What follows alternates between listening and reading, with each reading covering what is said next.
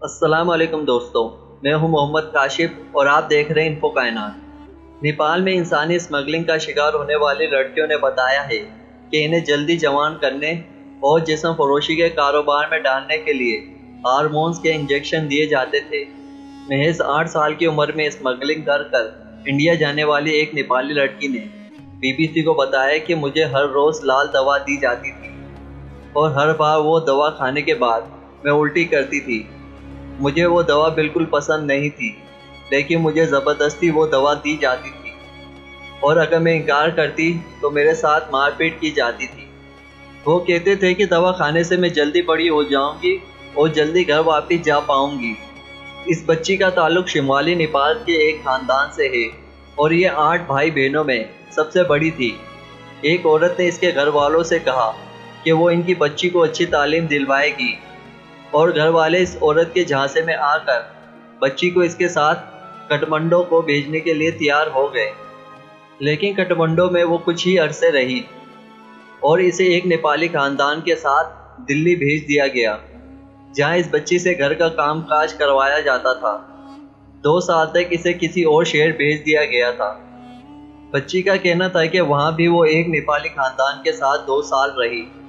यहाँ वो मुझे गंदी दवाई खिलाते थे और फिर मुझे बुरी जगह भेज दिया गया। मैं वहाँ सबसे छोटी बच्ची थी।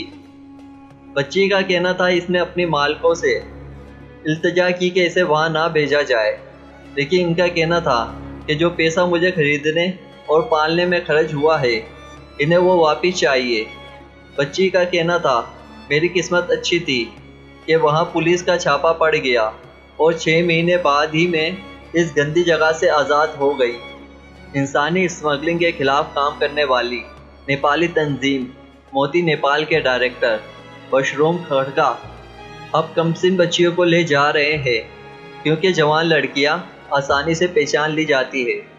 इनका कहना है कि पुलिस की नज़र बड़ी लड़कियों पर ही रहती है, जबकि बच्चियों को वो अपना बताकर आसानी से निकल जाते हैं। खड़का के मुताबिक स्मगलर पसमानदा इलाकों के गरीब घरानों की बच्चियों को निशाना बनाते हैं। स्मगलिंग का शिकार होने वाली लड़कियों की बहबूद के लिए काम करने वाली तंजीम शक्ति समूह की डायरेक्टर सनीता दानवर का कहना था कि इन्होंने भी ऐसी लड़कियां देखी है जिन्हें जवान करने के लिए हार्मोन दिए गए हैं। वो कहती है कि हम जहां रहते थे वहां से भी एक लड़की को तकरीबन 2 माह के लिए ले जाया गया था। जब वो वापस आई तो अजीब तरह से बड़ी हुई लग रही थी। इसका जिस्म जवान लड़की जैसा था, जबकि आवाज़ बच्चों जैसी थी। डॉक्टरों का कहना है कि जब किसी 9 से 12 साल की बच्ची को ग्रोथ के लिए हार्मोन दिए जाते हैं तो इनकी छाती और कूल्हे बड़े हो जाते हैं और वो जवान लगने लगती है।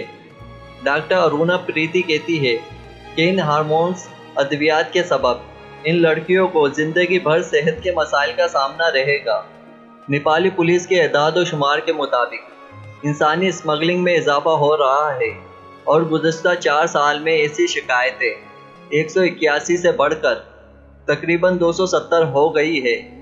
नेपाल पुलिस के तर्जुमान शैलेश थापा का कहना है कि लड़कियों को खिलिजी ममालिक में नौकरियां दिलवाने या यूरोप और अमेरिका में शहरियत दिलवाने का लालच देकर फंसाया जाता है। इंसानी हकूक़ के कारकुनों का कहना है कि हालिया दिनों में इंसानी स्मगलिंग के तरीके बदले हैं और हुकूमत को इनसे निपटने के लिए चौकस रहने की ज़रूरत है, क्योंकि महज नई कवानीन बनाना काफ़ी नहीं है। इस हवाले से लोगों में बेदारी पैदा करने की भी ज़रूरत है। उम्मीद करता हूँ कि आपको मेरी ये वीडियो पसंद आई होगी, तो प्लीज़ इस वीडियो को लाइक करें, अपने दोस्तों में शेयर करें और मेरे चैनल को सब्सक्राइब करें।